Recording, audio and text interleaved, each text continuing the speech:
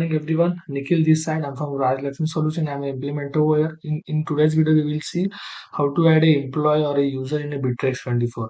So let's go. For that, we need to open an invite option. In Bitrix24, you can find the right hand side, the invite button. Just click on that.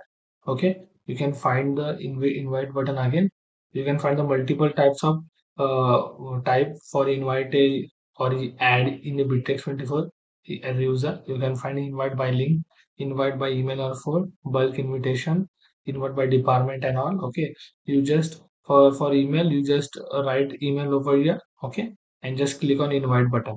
So we can invite the user in Bitrix24 with the help of this invitation option. Okay, thank you for watching this video.